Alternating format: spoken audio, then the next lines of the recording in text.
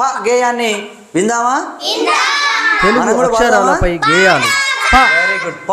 పండగకు పట్టు చీర కట్టి పగలంతా పరుగులు పెట్టి పనస చెట్టు పందిరి కింద పక్క పక్క నవి పండుని తుంది ఏం కట్టింది ఆమె?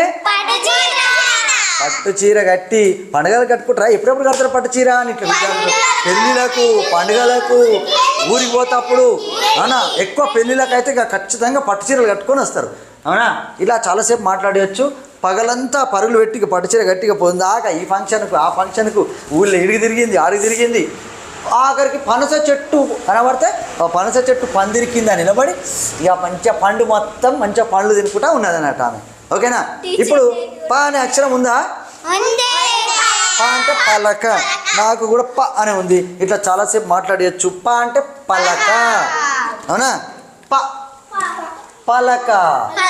ఇలా విద్యార్థులకు అయితే ప అనే సౌండ్ ఉంది. ఇక్కడ కూడా ఉందా? ప అనే పలో కూడా ప ఉంది అవునా? కంపలో ప ఉంది అవునా? పలకలో ప ఉంది. కపటంలో ప ఉంది. ఇలా కప్పలో ప ఉంది. ఇక్కడ చూడండి మరి పలక ఇది అయిపోయింది. గంపలో కూడా పా ఉంది. ఇక్కడ చింతగింజలలో పా ఉందా అంటే ఉన్నది. ఇక్కడ చింతగింజలలో కూడా పా చాలాసార్లు వచ్చింది. ఇక్కడ డైస్ ఉన్నది అవునా? డైస్ మీద కూడా పా ఉందా? పా ఉన్నది. పా ఉందా? డైస్లో కూడా పా ఉందా? ఇక్కడ కూడా పా ఉంది. మరి మీరు విద్యార్థులు కూడా ఇక్కడ పా ఉందా? ఇక్కడ ఎక్కడ ఉంది పా? పండగలో ఉంది, పట్టు చీరలో ఉంది, పగలంతా ఉంది, పరుగు పెట్టి ఉంది, పనస చెట్టు పందిరి కింద పక్క పక్క పండు. పా ఎన్నిసార్లు వచ్చింది?